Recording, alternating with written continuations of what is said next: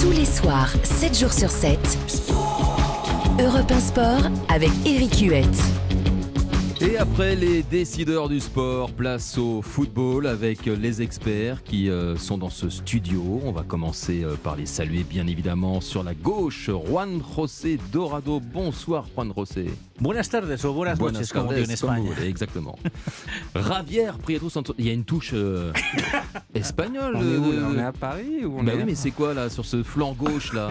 Javier Prieto Santos. Bonsoir Javier. Buenas noches, buenas tardes. Buenas noches, buenas tardes, bonjour, bonsoir et bonne année encore une fois à tous les auditeurs et à vous tous ici dans le studio. Et comme par hasard, on va faire une petite page espagnole à la fin de cette heure de foot, donc d'ici 21h25, ça tombe bien que vous soyez là tous les deux. En face de Javier, Philippe Doucet. Bonsoir Philippe, partenaire. Hola. Hola, ¿qué tal? Muy bien, muy bien. Et puis Laurent Fournier qui va nous dire quelques mots en espagnol. Bonsoir Laurent. Bonsoir. En espagnol, ça va être compliqué. Vous n'avez pas fait espagnol à l'école? Non, italien Au et lycée, anglais. non. Vous avez fait italien? Ouais. Et en première langue? Anglais. Vamos à la playa. Ouais, voilà, Ouais, c'est pour ça. Messieurs, ne perdons pas de temps, on va tout de suite parler de Neymar. Neymar, c'était le 28 décembre, autrement dit il y a 8 jours, à l'occasion de son retour sous le maillot parisien. Neymar a été l'auteur, face à Strasbourg, d'une passe décisive, avant de se faire exclure peu après l'heure de jeu à la suite de 2 cartons jaunes pris en l'espace d'1 minute. Le premier pour une manchette, le second pour une simulation. Et ce craquage nous a rappelé de mauvais souvenirs. Alors que nous étions restés durant la première partie du championnat sur un Neymar euphorique, étincelant, il brillait de mille feux, on a eu l'impression d'effectuer un bond en arrière et de voir un Brésilien, Philippe Doucet, qui retombe dans ses travers.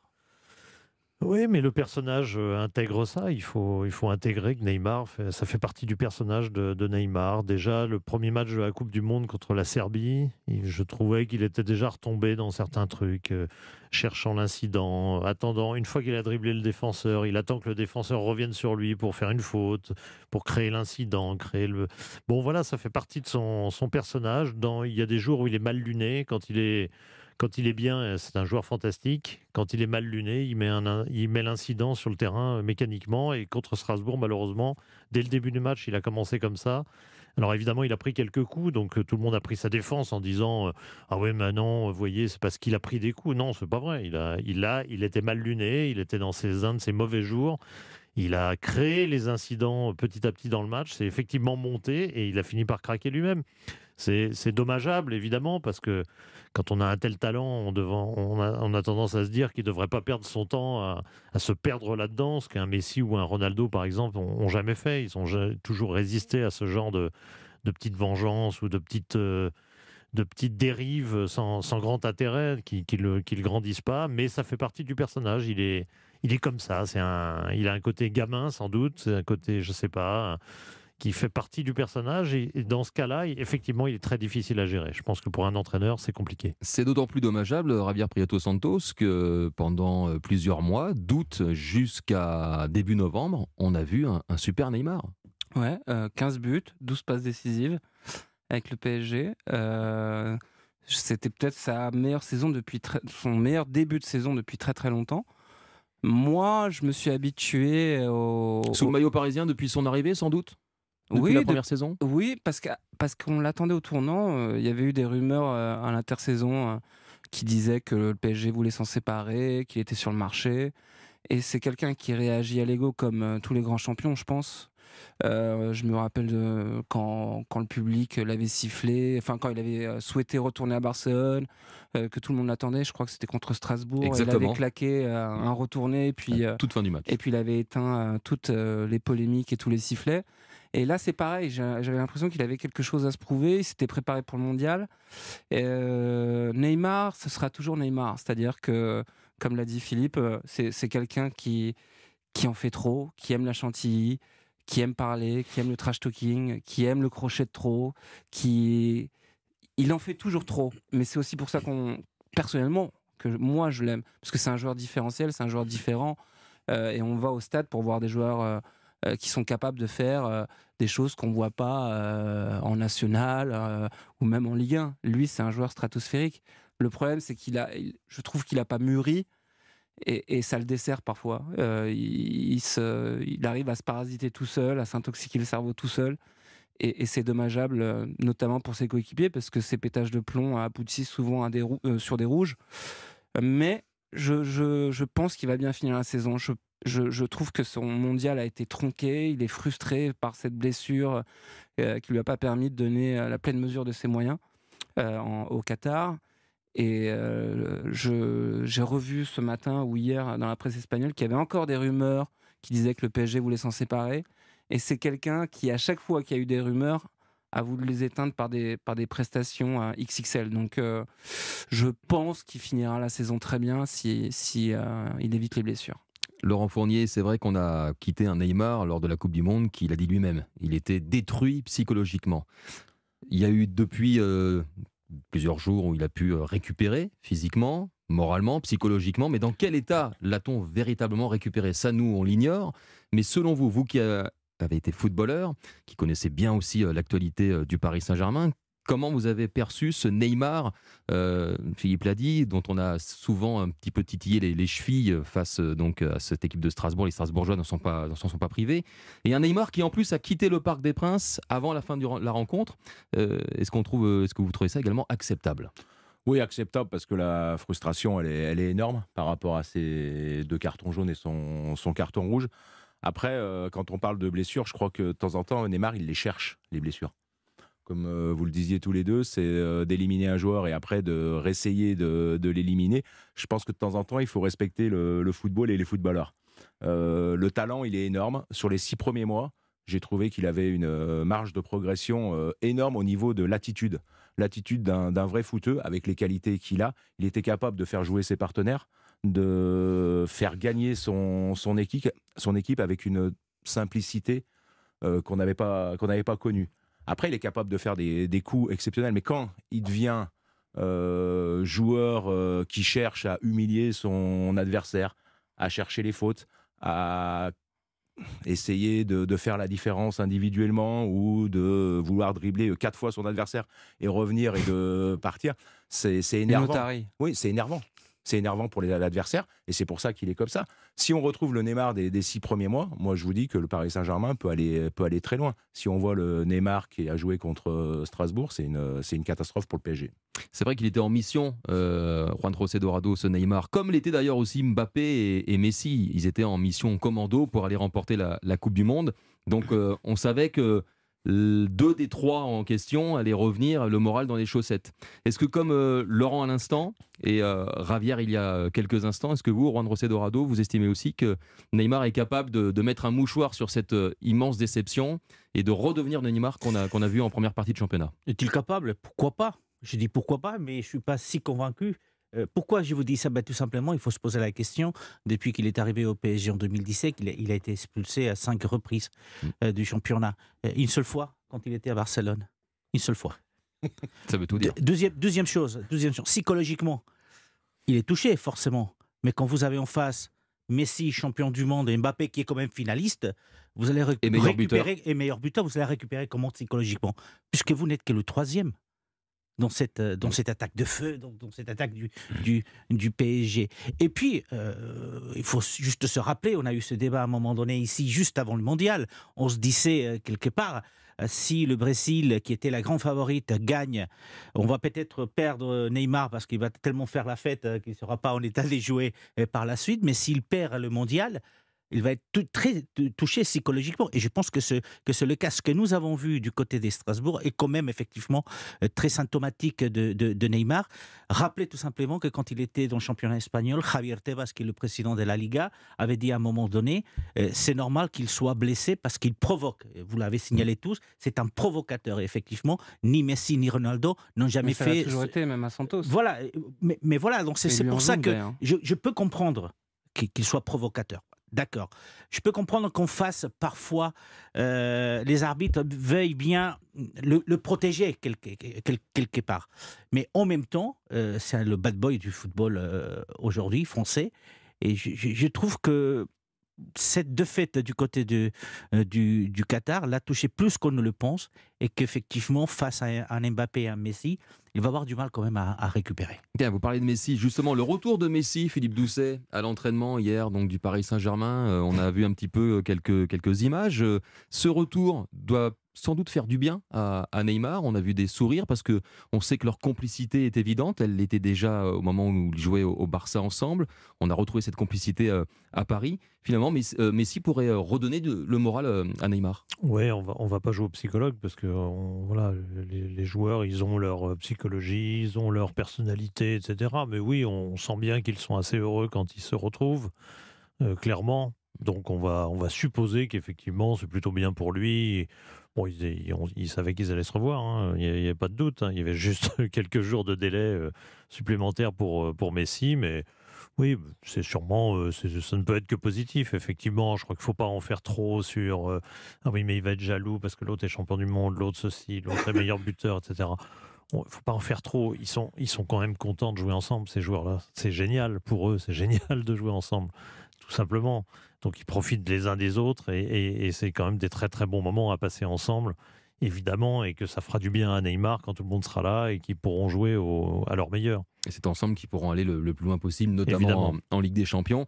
Donc au final, Laurent Fournier, à tous vous écouter, vous ne craignez pas non plus le retour d'un Neymar provocateur durant cette deuxième partie de saison?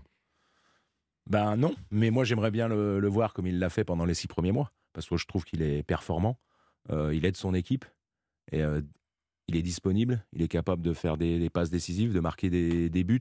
Après, 5 expulsions pour un attaquant, c'est dommage. En France, on a eu Zidane. Hein. Oui, non, oui, mais c'est vrai. On a eu Fournier. Ouais, il y a eu moi j'en ai plus 5. On a égalité là, les stats. Donc c'est pour ça que je voulais revenir là-dessus. Mais sincèrement, quand vous avez le Neymar du début de saison et que vous le voyez jouer, vous vous dites que le PSG peut, avec ce Neymar-là, peut gagner la Ligue des Champions. Elle ne peut pas le gagner quand il essaye de prendre le jeu seul, d'essayer d'éliminer 10 adversaires, de faire le show. Ouais. Oui, Javier, justement, j'allais vous poser une question. Allez-y, puis je vous poserai la question après. Non, moi je trouve que Neymar, on est très dur avec lui. On est souvent très dur avec lui parce que je pense qu'il a, et c'est ça qui est frustrant, on imagine qu'il a un potentiel encore plus énorme. Ce qu'il a à nous proposer en vrai est incommensurable. Et on a souvent des bribes de son talent parce qu'il se perd un peu dans ses provocations, dans son trash talking, et souvent avec des adversaires qui sont modestes. Mais Neymar, sur ses 6 premiers mois, c'est celui qui a fait le plus de replis défensifs, c'est celui qui a le plus défendu, c'est celui qui a donné du liant aux deux, donné du liant au Paris Saint-Germain, entre l'attaque et la défense. Je trouve que ça a été limite le plus complet. Messi, il est intermittent. Mbappé, c'est des fulgurances extraordinaires. Mais Mbappé a été le plus régulier. Neymar a été le plus régulier. Et c'est celui qui a limite pensé le plus au collectif. Et c'est pour ça que je veux le mettre en avant. Parce qu'on dit toujours que c'est un individualiste. Oui, c'est un individualiste. Mais pour le coup, sur ces 6 premiers mois, et comme tu le dis, Laurent, s'il le fait sur le reste de la saison, c'est hyper bénéfique pour le PSG. Laurent Fournier. L'année dernière, à une émission sur Europe 1, j'avais dit Neymar fait les efforts défensifs pour Mbappé et pour Messi. Il se mettait à disposition. Et j'avais dit, l'intelligence, c'est se mettre à disposition de Messi et de Mbappé quand on est moins bien offensivement. Là, ce qu'on a vu en début de saison, c'est qu'il était bien défensivement, comme tu le dis, et bien offensivement. Alors qu'il reste dans cet axe et qu'il continue à jouer comme ça. Une dernière question concernant le thème Neymar. Je m'adresse à tout le monde en fait. C'est vrai que c'était face à Strasbourg qu'il s'était blessé. Il avait été victime d'une blessure parmi toutes les blessures qu'il a eues sous le maillot du Paris Saint-Germain. Est-ce que vous pensez que ça a pu jouer également dans son approche du match et dans ce côté un petit peu justement pas provocateur mais un petit peu sur la défensive? Sûrement. Parce que l'entraîneur... excusez-moi, j'ai un trou sur l'entraîneur... Comment ? Julien Stéphan. Non, celui d'avant. Thierry Loret avait dit oui, le foot c'est aussi des contacts, c'est pas de la danse, machin. Alors il s'était blessé lors de ce match-là. Et il y avait une polémique et il y a plein de gens qui étaient d'accord avec Thierry Loret. Alors effectivement, le foot c'est pas de la danse. Mais c'est pas pour autant que vous devez assassiner les chevilles d'un joueur parce que c'est Neymar ou parce que c'est Messi ou parce que c'est Laurent Fournier à ton époque. Moi, je trouve que lorsqu'ils s'étaient blessés contre Strasbourg, ils avaient été que vous prenez, hyper violents. un peu. Ils avaient été hyper violents contre Neymar, qui le cherche très bien. Mais c'est aussi le rôle du professionnel de garder son sang-froid et ça fait partie du jeu. Moi, s'il y avait que des caractères lisses, aseptisés, je pense qu'on s'ennuierait et limite, je vais être vulgaire, on se ferait complètement chier. Neymar, c'est un producteur d'histoire, c'est quelqu'un qui nous fait parler, c'est quelqu'un qui nous fait rêver et c'est quelqu'un qui nous agace. C'est comme au théâtre, et ben c'est parfait. Moi, j'en veux plus de Neymar. Eh ben, vous n'en aurez pas demain en tout cas, parce que malheureusement pour les supporters de Châteauroux, Neymar fait partie des nombreux absents. Sachez que Verratti est suspendu, donc évidemment Mbappé est aux États-Unis, Messi ne jouera pas non plus, toujours blessé Renato Sanchez, Nuno Mendes, Presnel Kimpembe. Neymar n'est plus suspendu d'ailleurs. Neymar n'est plus suspendu. Il aurait pu être présent demain. Donc, qu'il n'a pas. Voilà, exactement. Et sachez que la moitié de l'équipe. Non, parce qu'on nous a expliqué qu'il n'était pas blessé, mais qu'il se soignait quand même. Il se soigne. Bon, il se soigne, j'imagine, le physique et le moral également. On le retrouvera, je pense, contre Angers la semaine prochaine. Voilà, j'évoquais la Coupe de France. Eh bien, ça tombe bien, justement, puisque la Coupe de France qui sera à suivre sur Europe 1, eh bien, nous en parlons quasiment maintenant. Le sport sur Europe 1, c'est 7 jours sur 7. Éric Huette.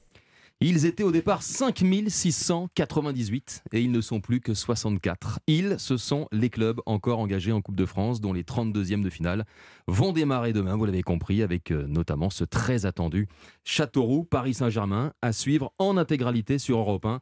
Coup d'envoi à 21h. Ça sera à vivre en compagnie de Jean-François Pérez et Cédric Chasseur. La Coupe de France débute pour les 20 clubs de Ligue 1, mais il faut remonter à l'été dernier pour assister au premier tour. Il y en a eu 8 au total, avant l'entrée en liste des clubs de l'élite. Et cette compétition, Laurent Fournier, eh bien, continue de faire rêver, notamment les clubs les plus modestes. Est-elle toujours, à vos yeux, Laurent, un monument du football français ? Bah oui, quand on l'a joué, quand on l'a gagné, c'est assez exceptionnel. Après, pour les clubs amateurs, c'est sûr de se mesurer à des pros. Un club de national comme Châteauroux, de recevoir le Paris Saint-Germain, même s'il n'y a pas les Neymar, les Messi et les Mbappé, c'est vrai que ça doit être décevant pour les spectateurs. Mais après, il y a la motivation de pouvoir surprendre, d'éliminer le Paris Saint-Germain. Mais pour tous les clubs, c'est le rêve. Après, c'est vrai qu'elle a énormément évolué. Après, comme je vous disais tout à l'heure, c'est dommage qu'elle ne soit pas sur le public, les chaînes publiques, oui. Parce que y a des gens qui ne peuvent pas la voir. Et je crois qu'il y a des gens qui n'ont pas toutes ces chaînes-là. Donc, j'aimerais que... Vaut mieux ça que pas de diffusion du tout. Parce que... Oui, mais après, c'est toujours plus facile de voir, de reconnaître des clubs. Quand on parle de la Coupe de France, on parle de l'épopée de Calais, on parle de Auxerre, on parle de Sedan, c'est ça qui avait gagné la qui était en finale, qui l'a gagné dans les années 60. Qui était en finale. Donc il y a eu plein de surprises. Il y a eu Granville contre Marseille, il y a eu pas mal d'équipes qui sont moins connues et qui ont le droit aussi, par rapport à des joueurs, de se faire connaître par rapport à la télévision. Vous faisiez quoi, Laurent, le 1er mars 1997 ? Je pense que je devais jouer en Coupe de France. Ouais, je vous le confirme. Vous étiez au stade Gabriel Montpied, ça vous parle ou pas ? Je sais pas, je me rappelle plus. 97, c'est loin. C'est très loin, les amis, mais pour les supporters clermontois, c'est comme si ça datait d'hier. Oui, non, mais alors là, non. Voilà. Et oui, pour les plus jeunes d'entre nous, pour tous ceux qui nous écoutent, les plus jeunes, eh bien sachez que ce PSG-là, vous n'allez pas échapper à ça, mon cher Benoît. Je vois Benoît Coé marqué devant moi. Parce que lui, il a marqué ce soir-là, mon cher Laurent. Le PSG a mené 4-1 avant de se faire remonter 4-4.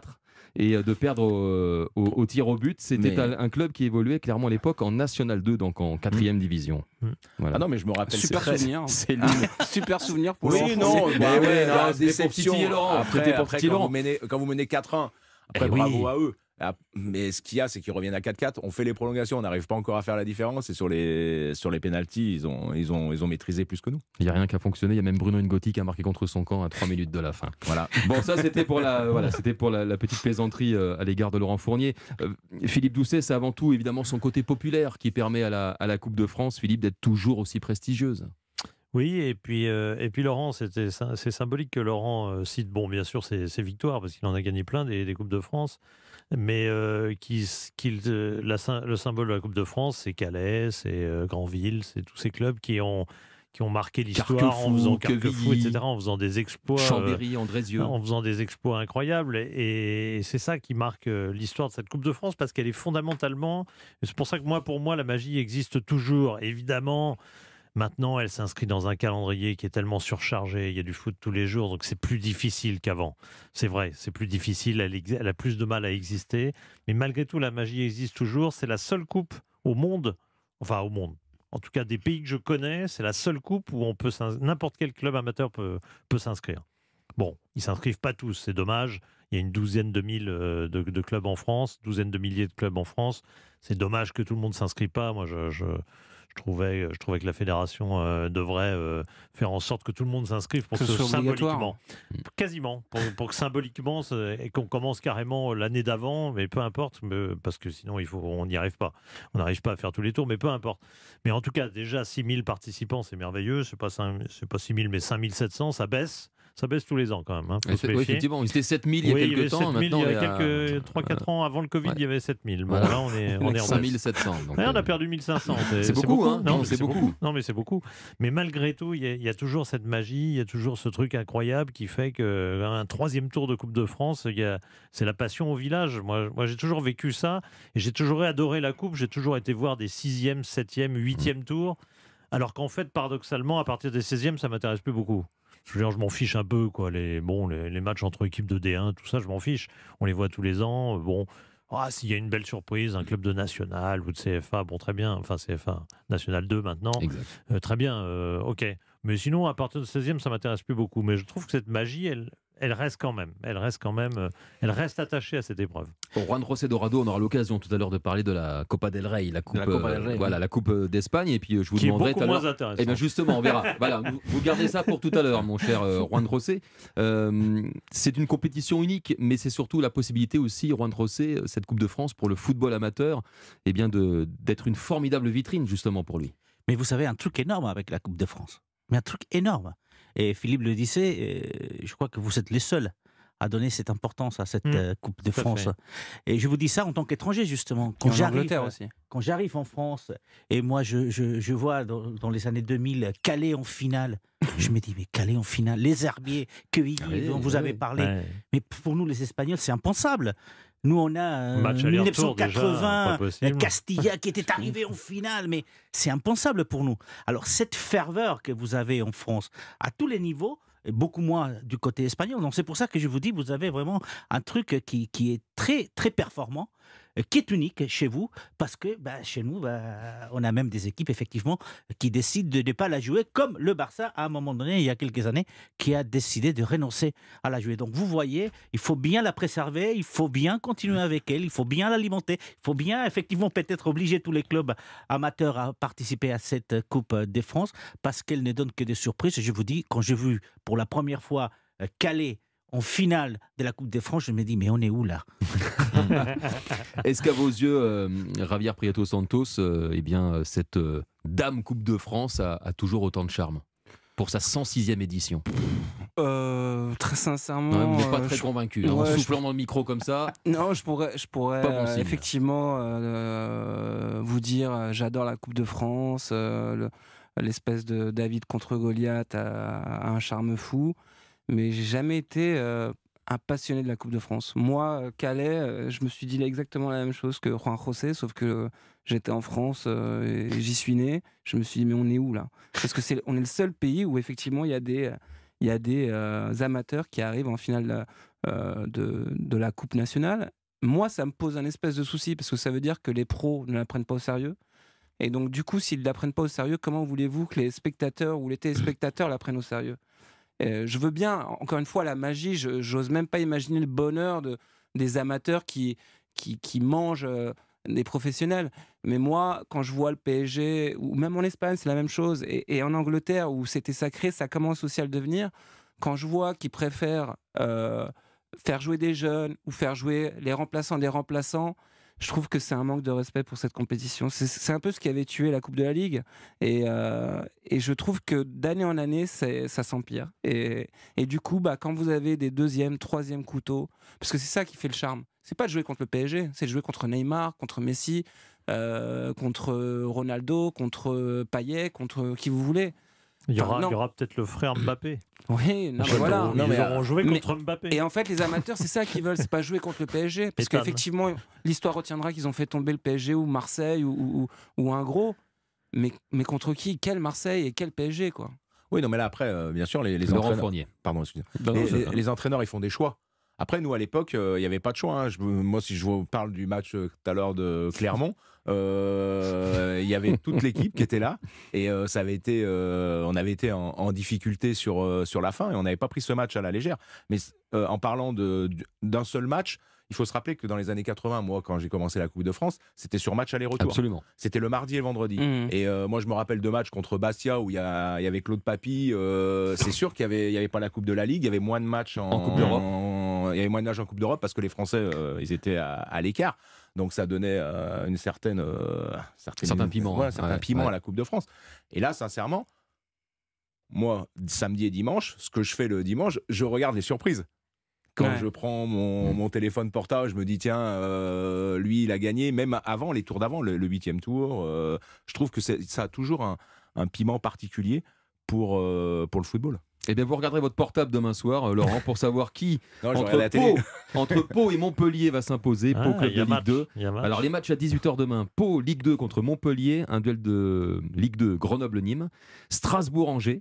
Duel entre clubs de Ligue 1. Le Paris FC à Charléty accueillera Valenciennes. Donc, et là aussi, un duel entre formations de Ligue 2. Et puis donc, à 21h, ce fameux Châteauroux-PSG, le Châteauroux qui est en national. Match évidemment particulier pour Michel Denisot, ancien président du PSG, actuel président non exécutif de la Berrichonne de Châteauroux. Cyril de la Morinerie l'a joint par téléphone et cet affrontement, demain soir, sera évidemment pour Michel Denisot un moment de joie. Oui, c'est un moment très particulier, effectivement. C'est une surprise comme en réserve le football. Et en tout cas, j'ai une certitude, je peux vous donner le résultat, c'est que les Bleus et Rouges vont gagner puisqu'on a les mêmes couleurs de chaque côté. Mais bon, ça va être un affrontement entre une des plus grandes équipes du monde, même s'il y a beaucoup d'absents du côté du PSG, mais ça reste un effectif qui est 10 étages au-dessus d'une autre. Mais c'est très intéressant pour notre groupe, pour nos joueurs qui vont pouvoir se hisser au meilleur de leur niveau. Et ce qui est important aussi pour nous, c'est que ça soit utile pour la suite du championnat. Vous qui êtes berrichon, il y a une grosse ambiance, une grosse attente donc dans votre région? Oui, c'est à guichet fermé. Les places se sont vendues en une journée. Il y aura 14 206 spectateurs exactement. Et bon, la plupart viennent pour voir jouer le PSG, bien entendu. Mais c'est une fête formidable dans la région centre. On est dans une région où il n'y a pas d'équipe de Ligue 1 à moins de 300-400 km. Donc, on n'est pas. C'est des gens qui aiment le foot comme partout dans toute la France, mais qui n'ont pas l'occasion de voir de grandes équipes le reste du temps. Donc, c'est une chance inouïe que ce tirage au sort nous ait permis aux gens de Châteauroux et de l'Indre et des départements autour de voir le PSG. Alors, ce qui est assez particulier, Michel Denisot, c'est que votre club historique du football français, la Berrichonne de Châteauroux, a été racheté par un prince saoudien. Il y aura le Qatar avec le PSG. Est-ce que vous pouvez nous expliquer un petit peu ce qui s'est passé? Donc, il y a, je crois, il y a près de 2 ans avec la cession du club. Oui, il y a 2 ans, on s'est rendu compte entre actionnaires que notre système était un peu archaïque, ne correspondait plus au mode d'aujourd'hui. On était 25 petits actionnaires, pas tous très jeunes comme moi. Et donc, on a cherché à se mettre dans l'air du temps. Et donc, on a recherché un repreneur éventuel du club et on s'est mis d'accord avec le groupe United World, qui est un groupe basé à Genève, c'est un groupe saoudien et qui a 5 clubs dans le monde, dont 3 en Europe, Sheffield United, qui est en tête de Championship en Angleterre en ce moment, ou 2e, Berscott Anvers, qui est en tête de 2e division belge, et Châteauroux, donc, qui en ce moment est mal classé en national, mais qui avait bien démarré, qui a eu une mauvaise période avant les fêtes. Et notre objectif, c'est évidemment de faire mieux. Et ce qui intéresse ce groupe, c'est d'acquérir des clubs qui ont un potentiel de développement à la fois commercial et sportif et une gestion saine, ce qui était notre cas. Michel Denisot, est-ce que c'est un peu à l'image de ce que veut faire l'Arabie Saoudite, puisqu'ils investissent beaucoup dans le sport? On sait que c'est le soft power, un peu à l'image du Qatar. Il y a des rêves de Jeux Olympiques. Il y a en ce moment le Dakar qui se déroule donc dans le pays. Est-ce que vous sentez une grande ambition du côté donc des Saoudiens d'investir sur la Berrichonne de Châteauroux? Il faudrait leur poser la question à eux, j'espère que oui. Bon, là, c'est pas l'État saoudien qui est à Châteauroux, c'est une entreprise privée du prince Abdullah bin Mossad, qui est quelqu'un qui a une certaine aisance financière et qui aime le foot. Il aime beaucoup le foot et il voit beaucoup de matchs dans le monde, il voyage beaucoup pour voir le foot et le sport en général, mais surtout le football. Il a un club en Arabie Saoudite aussi et donc je pense qu'il fait ça à la fois pour le plaisir et aussi pour développer une entreprise. Petite question vous concernant, vous êtes président, donc on va dire président d'honneur de la Berrichonne. Je suis président vous avez une envie exécutif, donc voilà. Ouais. J'étais président, disons, intérimaire au moment de la vente pour que la vente n'apparaisse pas comme un changement radical localement. Et donc j'ai accepté ce poste-là, qui n'est pas un truc très important, que je ne vais pas faire longtemps non plus. C'était une façon de passer le relais. Écoutez, merci beaucoup en tout cas Michel Denisot d'avoir répondu aux questions d'Europe 1. Et puis on vous souhaite un super match. C'est un match particulier pour vous et on sait que de toute façon le vainqueur vous fera plaisir. Merci beaucoup. Merci Michel. Et je rappelle que la Coupe de France est à vivre sur Europe 1, donc à partir de demain. Et dans les petits poussets, on a évidemment une pensée pour Versailles, qui est allé jusqu'en demi-finale la saison dernière. On verra si cette année, un petit club ira aussi loin que le club cher à Cédric Chasseur. Et oui, on ne l'oublie pas. Dans un instant, on poursuit évidemment cette soirée Europe 1 Sport avec nos experts et nous prendrons la direction de l'Arabie Saoudite. Europe 1 Sport. Eric Huette. Deuxième heure d'Europe 1 Sport, toujours en compagnie du duo, on va dire, Raúl Morientes, des plus grandes heures du Real Madrid, Juan José Dorado et Javier Prieto Santos. Laurent Fournier est toujours là. Philippe Doucet n'est pas loin non plus. Il va arriver. Et oui, il a cédé sa place évidemment à Raphaël Delvolvé. Il en a profité pour faire un petit tour. Et le voici qui entre en direct. Nous vivons ce moment dans un... Impressionnant Philippe Doucet qui vient se rasseoir. Philippe, vous êtes toujours le bienvenu. Il met son casque. Il est là pour la suite donc d'Europe 1 Sport. On va parler tout à l'heure de foot espagnol, évidemment, je l'ai dit, avec le fameux duo. On parlera du Barça, on parlera aussi de Karim Benzema. On n'a pas eu l'occasion d'en parler depuis son retour, notamment en raison de l'actualité qui nous avait marqué la semaine dernière, à savoir le décès de Pelé. Mais avant cela, on va évoquer un autre grand joueur, évidemment, Cristiano Ronaldo, le nouveau prince d'Arabie. Nouveau joueur du club saoudien Al Nasser. Il a été présenté, comme vous le savez, avant-hier devant 30 000 supporters. Il a signé un contrat de 2 ans et demi. Alors non seulement le Portugais a retrouvé rapidement un club, mais en plus il est redevenu le footballeur le mieux payé de la planète grâce à un contrat mirifique estimé à 200 millions d'euros par an. Vous savez à quoi ça correspond par jour, messieurs? Petit tour de table. 530 000 530 000 plus, mais c'est pas mal. Alors, Juan 700 000 non, il ne faut pas non plus exagérer. Philippe Doucet. Non, je m'en fiche complètement. Très bien, voilà. Et Laurent aucune valeur économique, c'est tout ce qui m'intéresse. Donc voilà, à droite, on a vraiment les rabat-joie. Moi, je m'en et fiche à gauche, pas. vous vous en fichez pas. 550 000, non? Et d'ailleurs, là, vous êtes vraiment bien rapprochés. C'est 548 000 euros par jour. Quand même. Par jour. Voilà, bon. Par jour, messieurs. Oui, c'est la question. Par jour. 548 000 par jour, ça fait 300. Tu t'en fiches moins, là, hein? Non, il s'en fiche toujours autant. Ça fait 300. Moi, je m'en ficherais pas, mais je veux dire... Ça fait 380 euros par minute. Ouais. 380 euros par minute. Je ne sais pas si c'est bien décent de continuer à parler de ça. Donc on va passer à l'aspect sportif. Ça c'est pour le contrat, c'est pour l'aspect financier. On a appris, messieurs, en début de semaine, selon le quotidien espagnol Marca, que le quintuple Ballon d'Or posséderait dans ce contrat une clause lui permettant de rejoindre Newcastle en prêt pour la saison prochaine, donc la saison 2023-2024, à condition que Newcastle se qualifie pour la Ligue des Champions. Les Magpies sont en très bonne position, ils sont 3e actuellement de Première Ligue. Le club anglais et Al Nasser appartiennent au même fonds d'investissement, c'est le fonds public d'investissement d'Arabie Saoudite. Seulement, depuis qu'on a appris cette nouvelle donc issue du quotidien Marca, eh bien Eddie Howe, l'entraîneur de Newcastle, interrogé par la chaîne anglaise Sky Sports, a démenti l'existence de cette clause en déclarant qu'il n'y avait aucune vérité, je le cite, aucune vérité à ce sujet. Alors comme on a dans ce studio la présence de Juan José Dorado, j'en ai profité évidemment ce matin auprès de toute l'équipe qui travaille à la bonne conception de cette émission Europe 1 Sport, de vous demander, mon cher Juan José, de mener l'enquête, savoir qui dit vrai dans cette histoire. Est-ce que c'est une info? Est-ce que c'est de l'intox? Parce que Marca, ce n'est pas non plus n'importe qui en Espagne de sortir une telle rumeur. Ah, je vois Philippe Doucet qui. Ça dépend. Ça dépend. Marca, c'est ceux qui ont annoncé que Ronaldo allait à Al Nasser. Donc, Bon, déjà, et Cadet Nasser, je sais que donne souvent des très bonnes informations. Là, en l'occurrence, c'est Marca. Alors, qu'en est-il, mon cher Juan José? Vous avez du temps pour nous expliquer eh bien, le travail fructueux de votre recherche. En fait, personne ne sait rien. Même du côté de Marca. Alors, il y a un premier problème, c'est que cette info donc, est sortie il y a à peu près 4 jours, quand on a eu cette, on va l'appeler info pour l'instant, ou rumeur, avec cette clause particulière. Alors, c'est aussi un site internet qui a été cité, c'est fichajes.net, qui aurait donné à Marca cette info, et Marca l'a repris, ainsi que Cadena Ser et d'autres médias par la suite, toujours en citant fichajes.net.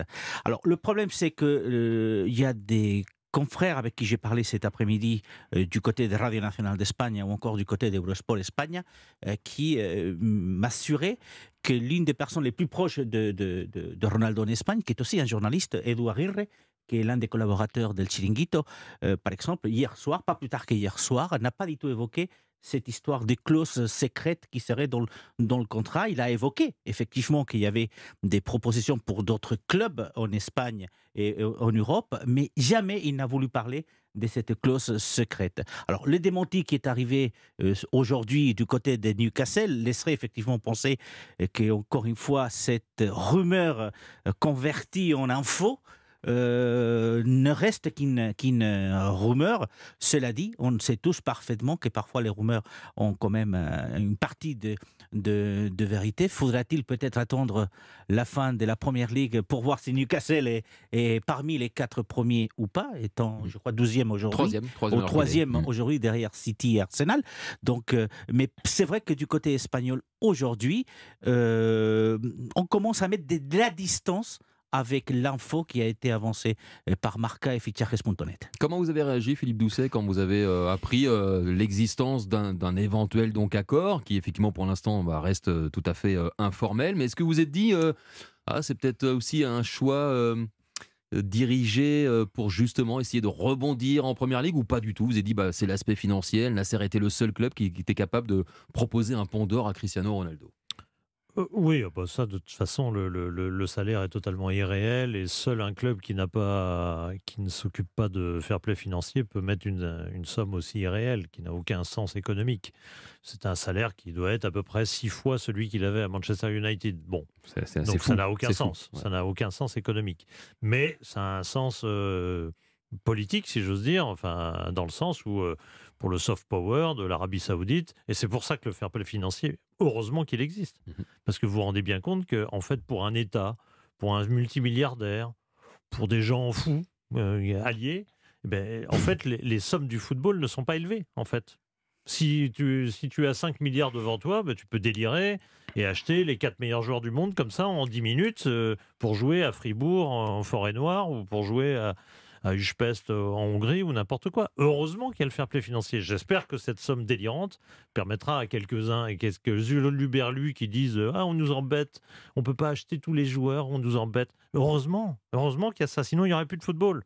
Si tout d'un coup un État, le Qatar ou un autre, peu importe, pouvait acheter n'importe qui, ce serait un délire. Alors après, pour revenir au cas, ce qui est tout à fait plausible, c'est qu'Edio soit même pas au courant. C'est le fonds d'investissement, c'est le fonds public d'investissement d'Arabie Saoudite qui possède à la fois Newcastle et Al Nasser. Ils peuvent très très bien faire une clause qui est dans un coffre en Arabie Saoudite. Ni la Première Ligue n'est au courant, ni la Ligue saoudienne. Personne n'est au courant à part Ronaldo, le prince. Et on fait une clause, et puis on dit ça. Et puis si Edio n'est pas d'accord en juillet, quand tout d'un coup on lui dit écoute mon petit, si tu veux rester entraîneur de Newcastle, tu es d'accord. Voilà, ça peut se passer comme ça, bien évidemment. Voilà tout ce que ma seule réflexion, c'est celle-là, c'est que évidemment que c'est tout à fait possible, plausible, et qu'après elle s'appliquera ou s'appliquera pas, ça c'est un autre débat. Laurent Fournier. Ouais, surprenant déjà que Ronaldo veuille tout de suite repartir à Newcastle. Après que l'entraîneur soit pas au courant, je crois tout le monde, parce que les présidents font des fois ce qu'ils veulent. Après, peut-être que... Et les princes encore plus. Ouais. Peut-être que Rudy Garcia partira avec Ronaldo, on ne sait jamais. Ça, c'est sûr. Mais c'est vrai que c'est une hypothèse qui semble plausible. Javier Prieto Santos. Moi, j'aimerais qu'elle soit plausible parce que je suis un peu quand même déçu de voir Ronaldo partir, en Arabie Saoudite. Mais après, c'est d'un point de vue occidental. Je pense que dans le Golfe Persique et en Arabie Saoudite, ils sont évidemment heureux d'accueillir un tel joueur, une telle légende. Mais je vois Messi au PSG, j'ai quand même envie que leur règne continue un tout petit peu, même s'ils n'ont plus les mêmes stats, même s'ils n'ont plus le même physique, même s'ils commencent à prendre de l'âge. Peu importe, moi, Ronaldo, je veux qu'il soit en Ligue des Champions et je considère qu'il a et la mentalité, même si elle est très particulière, sa mentalité, et le bagage technique et physique pour encore mettre quelques pions en C1. Et je suis un peu déçu de le voir à Al Nasser. Et malgré qu'il touche 500 millions d'euros, ok, c'est une prime à tout ce qu'il a fait dans sa carrière, mais je pense que à l'image de Messi, l'argent, il en aura. C'était pas un souci. Et cette rumeur, c'est aussi pour permettre à Ronaldo de garder un espèce de trait d'union avec le football européen. Je suis là. Donc si un club comme Newcastle qui a des moyens ou un club qui se qualifie pour la Ligue des Champions veut de moi, je peux très bien déchirer le contrat qui me lie à Al Nasser et filer très vite en C1 l'année prochaine. Moi, j'ai envie de le voir comme ça, en tout cas. Juan José Dorado. Moi, j'ai juste une question que je me pose. Est-ce que si cette clause existe et qu'elle est mise en pratique et qu'il est transféré du côté des Newcastle, est-ce que cette façon honteuse de contourner le fair play financier va faire réagir quelqu'un ? Quelqu'un peut réagir ? L'UEFA peut réagir. Non, mais les instances internationales, voilà, vont-ils réagir ? Qui est en plus qatari ? Donc, c'est la question que je me pose. Parce que si vous partez chez City, chez n'importe qui, et le prix du transfert correspond à peu près à ce qu'Al Nasser a payé à un moment donné, pourquoi pas ? Mais le transférer à Newcastle, qui appartient au même fonds d'investissement, c'est une façon honteuse, effectivement, de contourner le fair play financier. Et la question se pose juridiquement. Là, c'est pas un transfert, c'est un salaire. Qui est parfois plus élevé qu'un transfert, on est bien d'accord. Hein. Oui, tout à fait. Surtout avec CR7. Oui, c'est des sommes considérables. C'est un salaire parce que aussi ils veulent en faire l'un des ambassadeurs de leur candidature pour 2030. Tout à fait. Donc tout est englobé dedans. Il n'y a pas que du foot. Il y a, comme tu l'as expliqué tout à l'heure, la géostratégie, du soft power, des remerciements. Enfin, il y a tout, quoi. De toute façon, on ne sait rien sur ces contrats-là. On n'en sait rien. Est-ce que tout est payé à Paris au PSG ? On n'en sait rien. Non, mais je pose la question. Qu'est-ce qui empêche ? Non, mais évidemment qu'on n'en sait rien. Qu'est-ce qui empêche le Qatar, et pourquoi pas d'ailleurs, de filer 50 millions à Neymar quand il signe de Barcelone, en disant tu es ambassadeur pour la Coupe du Monde au Qatar ? Qu'est-ce qui l'empêche ? L'exemple de Neymar est un bon exemple. Parce que vous savez que l'exemple de Neymar, c'est celui qui a amené à la démission justement de Bertomeu. Parce que le prix du transfert a été faussé. A été caché. L'achat au Brésil. Effectivement, il y a une opération financière vraiment illégale qui a amené effectivement à Neymar d'ailleurs devant les tribunaux. Non mais c'est une bonne remarque. C'est que déjà, entre deux clubs normaux, si j'ose dire, qui ne sont pas possédés par un État ou autre, déjà on ne sait pas les vrais montants. Jamais.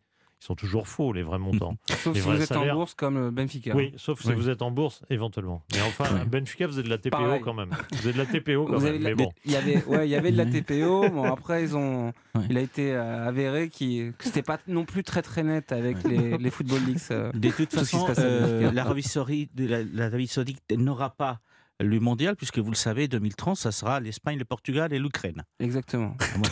En tout cas, messieurs, ce que l'on sait, ça c'est sûr, c'est que grâce à Cristiano Ronaldo... C'est pas l'Uruguay ? Espagne et Uruguay, ça très bien, Espagne, Portugal, Portugal et Ukraine. Des pays latins, donc. Les trois pays vont organiser ce mondial. Ce que l'on sait grâce à Cristiano Ronaldo, à défaut de savoir si cette clause donc c'est de l'info ou de l'intox, eh bien c'est que Al Nasser a désormais un compte Instagram avec davantage de followers que le club de l'Inter, l'Ajax, Boca Juniors, Fenerbahçe, Leicester, River, la Roma et le Napoli. Mais ils ont le maillot du FC Guignon. c'est pas sympa pour les Guignonnais. C'est vraiment pas sympa. Non, c'est pas sympa. Moi, j'adore le FC Guignon. J'espère Ils bien. ont le même maillot que le FC Guignon. J'espère bien. D'ailleurs, on salue les Guignonnais qui nous écoutent, qui écoutent Europe 1. Bon, il faudra, on l'a bien compris, il faudra attendre à savoir si Cristiano Ronaldo un jour disputera un 184e match en Ligue des Champions et inscrira un 141e but. Mais qui ne le désire pas ici, sincèrement? Je pense qu'on le désire plus ou moins, oui. Je pense que ça va, il a joué quoi, 17 oui, c'est vrai. saisons de Ligue des Champions, Nous sommes des 17, nostalgiques, 18. Philippe. Nous sommes des nostalgiques. Oui, mais la nostalgie, c'est moi, quand c'est bon, j'ai pas envie que ça se termine. Romantique. Bah oui, mais c'est plus bon, Ronaldo. C'est plus bon. Bon. Ah non, ça joue plus. Ouais, ça se discute. Ça se discute. Bon, en tout cas, il y en a. Oui, c'était de la faute de Manchester, c'est vrai, j'avais oublié. Il y en a complètement de la faute. D'ailleurs, depuis qu'il est parti, ils sont très très mauvais. Ils ont battu Bournemouth. Ils ont encore, avec Marcus Rashford, ils ont des buteurs. En tout cas, ils ont encore beaucoup de matériel sous la main, les dirigeants de Manchester United. On parlait de Cristiano Ronaldo à l'instant. On va maintenant évoquer l'un de ses anciens coéquipiers avec Karim Benzema, qui a effectué son retour à la compétition vendredi dernier pour le compte de la 15e journée du championnat espagnol. C'était sur la pelouse de Valladolid et ce fut un retour pleinement réussi avec un doublé à la clé. On l'imagine forcément revanchard, Javier Prieto Santos, après tout ce qui s'est passé avec l'équipe de France, naturellement, au moment d'attaquer la Coupe du Monde. Sa motivation profite pleinement au Real. Sa motivation, effectivement, va profiter au Real, comme elle a profité au Real ces dernières années, parce que c'est tout ce qui lui restait jusqu'à ce que Deschamps le rappelle lors du dernier Euro. Il a cette frustration avec l'équipe de France. C'est un joueur qui malheureusement n'aura pas connu des joies extraordinaires en Coupe du Monde, et je pense que ce sera une épine dans sa carrière, et pour lui et pour ses supporters également. Mais je pense que il est de retour à la Casablanca, et c'est là où il se sent le mieux, c'est là où il donne la pleine mesure de ses possibilités, c'est là où il n'a jamais eu de polémique. En Espagne, on n'a quasiment pas parlé de sa sextape, de ses écarts, de ses comptes Instagram. On n'interprète pas ce qu'il dit, on ne surinterprète pas ce qu'il fait, on ne parle pas à sa place. On ne voit pas son agent Jaziri intervenir dans les médias comme c'est le cas en France. J'ai l'impression que Karim Benzema est devenu plus espagnol que français, et qu'il y a une espèce de divorce entre les Bleus et Benzema qui était déjà acté avant même ce mondial, parce qu'on se demandait est-ce qu'il faut qu'il y aille, pourquoi il est blessé, est-ce qu'il n'est pas blessé, Et il s'est avéré que s'ils avaient attendu un petit peu, Karim Benzema aurait pu jouer peut-être le quart, la demi et la finale, et l'histoire a été tout autre, et ça ne s'est pas passé comme ça. Donc je pense que Benzema va tout donner pour son club, parce que c'est son club de rêve, c'est le club qui lui a permis de soulever le ballon d'or, c'est le club où il est le chouchou de Florentino Pérez, qui n'est pas personne dans le football mondial, et c'est le club surtout où il sera toujours accueilli les bras ouverts, et rien que pour ça, je pense que oui, il va tout donner. C'est vrai que j'allais parler de nouvelle vie pour Karim Benzema, nouvelle vie de footballeur, mais vous l'avez parfaitement rappelé, Javier, c'est plutôt Laurent Fournier, le retour à une vie antérieure, celle qu'il a connue pendant 5 ans et demi lorsqu'il était banni de l'équipe de France. Et ça marchait très bien avec le Real, et le Real se félicitait d'avoir Karim Benzema de manière continue. Oui, déjà, il a pu se soigner tranquillement, reprendre l'entraînement et se programmer pour ce premier match où il a marqué 2 buts. Après, c'est sûr que pour lui, c'est difficile à digérer de ne pas avoir joué la Coupe du Monde. Je pense qu'il y a une petite frustration C'est pas clair. C'est pas clair. Après, on ne sait pas. Il y a plein de gens qui disent que c'est Deschamps qui l'a viré, c'est le docteur qui a fait ci, c'est lui qui a voulu partir, c'est les joueurs. Après, on ne saura jamais. Chacun va donner sa façon de voir les trucs. Après, moi, je suis content pour lui qu'il ait repris la compétition, parce que c'est un super joueur, qu'il ait marqué 2 buts, qu'il a permis au Real de gagner. Après, il a d'autres objectifs. C'est vrai que l'objectif du Ballon d'Or, je vais dire que c'est plus individuel par rapport au collectif, par rapport aux saisons qu'il a faites. Après, à lui de continuer sur sa lancée. Et maintenant, je dirais son objectif, c'est de prendre du plaisir et de continuer, de finir sa carrière tranquillement. C'est d'égaler Rento aussi, qui est le seul à avoir 6 Coupes d'Europe. Si le Real la gagne cette année, la Ligue des Champions, il en aura 6 comme lui. C'est d'ailleurs les perspectives, Philippe Doucet, qui peuvent guider justement Karim Benzema à aller encore plus loin maintenant qu'il a eu le Graal en termes de récompense individuelle. Mais je crois déjà qu'il faut qu'il retrouve du plaisir sur le terrain, parce que finalement, tout son début de saison a été un peu phagocyté d'abord par les blessures, bien sûr, au final, mais aussi par le Ballon d'Or. Je crois que il n'a pas fait un grand début de championnat, il n'a pas été extraordinaire depuis le début. On sentait qu'il était un peu en dedans, peut-être préoccupé par le Ballon d'Or, j'en sais rien. Enfin, en tout cas, il était moins là. Donc déjà, il faut qu'il reprenne le plaisir simple. Il sortait d'une saison stratosphérique, donc c'était pas aussi simple. Il sortait d'une saison fabuleuse, il sortait d'une saison où il gagne la Ligue des Champions, il va au bout de tout, il arrive au bout de tous ses objectifs et acquiert le Ballon d'Or, ce qu'il savait globalement, ce qu'il savait en juin, ou en fin mai, ou début juin, je ne me rappelle plus, mais du coup, il fallait quand même, malgré tout, aller jusqu'à la fameuse récompense, etc. Et on a peut-être senti qu'il était un peu moins là, que les objectifs, ils ne sont pas tout de suite en début de saison. Pour les très grands clubs comme ça, malheureusement, les débuts de saison, souvent, c'est un peu fade et pas passionnant. Malgré la Coupe du Monde, malgré tout, on a senti qu'il n'était pas complètement dedans, ni en août, ni en septembre. Il a fallu quand même du temps. Et déjà, il faut qu'il retrouve le plaisir du football simple et qu'il oublie la Coupe du Monde au passage. Après, les records de Rento, tout ça, ça viendra plus tard. Ouais. Oui, parce que ça viendra plus tard. C'est quand il sera en février, devant les grands matchs de Ligue des Champions et autres, que tout d'un coup, l'odeur du championnat, est-ce que je peux gagner le championnat encore une fois ou pas, etc. Tout ça viendra, bien évidemment.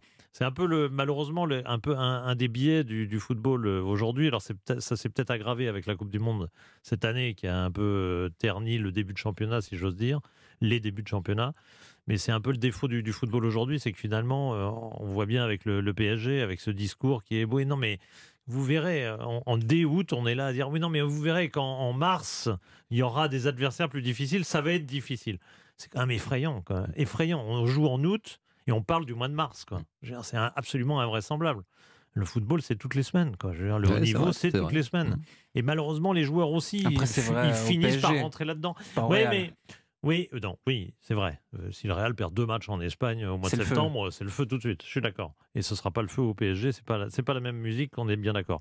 Mais malgré tout, c'est quand même une psychologie qui atteint, je pense, aussi les joueurs. Et je l'ai senti dans le Benzema du début de saison qui n'était pas vraiment encore là. Et qui, en plus, a eu cette blessure qui l'a freiné. Effectivement, il n'a pas joué la moitié des matchs du Real cette saison. Les blessures à répétition, j'ai les statistiques. Juan Rosé, vous allez, je pense, être d'accord, c'est 8 buts en 13 matchs, dont 7 en championnat, en 8 rencontres de Liga. Et si son corps le laisse tranquille, on peut penser qu'il peut faire mal durant la deuxième partie de saison. Il va faire mal, il doit faire mal. Vous en avez la certitude. D'ailleurs, parce que tout simplement, il y a des rendez-vous très importants pour le Real. Rien qu'en Liga, il va jouer Villarreal dans quelques jours. Et juste après, il y a la Supercoupe d'Espagne.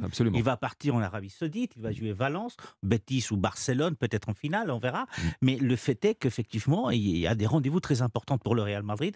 Cette année, le Barça est avec le Real premier de la Liga espagnole avec 38 points tous les deux. Donc effectivement, il y a un enjeu qui est important et on compte sur Karim Benzema. Et c'est vrai qu'il était le fidèle compagnon de Ronaldo quand il était Ronaldo à Madrid. Il a repris le flambeau derrière.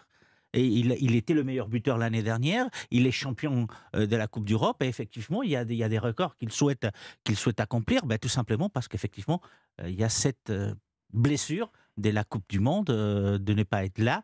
Et peut-être qu'un jour, dans quelques semaines, on apprendra par Marca en interview qu'est-ce qui s'est passé lors de la Coupe du Monde et pourquoi est-il parti. Je cite Marca, vous le savez, parce que c'est Marca qui avait publié le fameux interview où notre ami Karim Benzema parlait des Deschamps et qui avait tellement blessé l'entraîneur français. Le Real, tiens, vous parlez de Valence, ça va être aussi un affrontement en championnat, si je ne me trompe pas. Hein. Tout à fait. Real-Valence, donc. Real-Valence, mais ça va être Supercoupe, ça sera le 11 janvier. Le 11 janvier, le 15, c'est la finale de la Supercoupe sur le calendrier. Le calendrier, je précise, finalement, Supercoupe. Ouais. Après, c'est Bilbao, la Sociedad. C'est des matchs très compliqués. Prochain rendez-vous pour Karim Benzema, le Real. Valence, donc, pour cette Supercoupe d'Espagne. Gardez la main, mon cher Juan Rosé, puisque on l'a évoqué tout à l'heure dans le sommaire. Barcelone s'est fait peur hier soir en 16e de finale de la Coupe du Roi. Face à une équipe de 3e division, il a fallu recourir à la prolongation. On se croirait en Coupe de France. Succès 4-3 du Barça et qui a failli se faire éliminer, messieurs, par un triplé d'un de ses socios. Alors ça, c'est quand même fabuleux.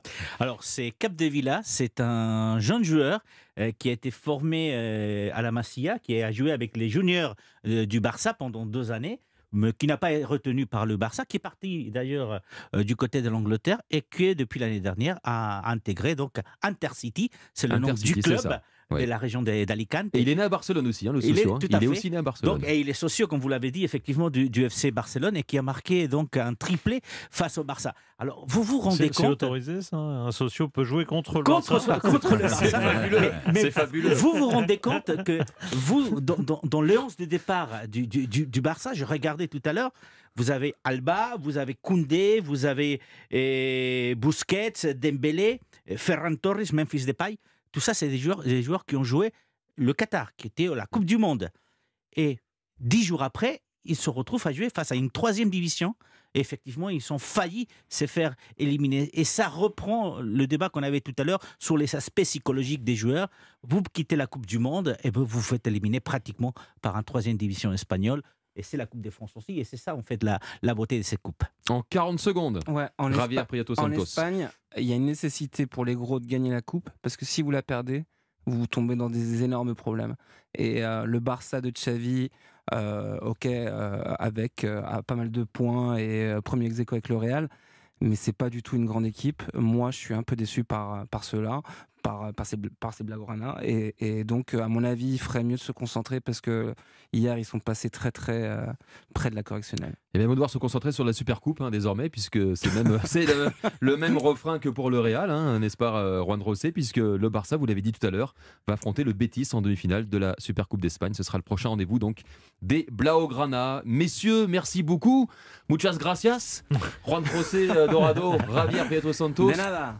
Merci Laurent Fournier. Bonsoir. Et merci ex-partenaire et nouveau partenaire Philippe Doucet. Passez une très bonne soirée, messieurs.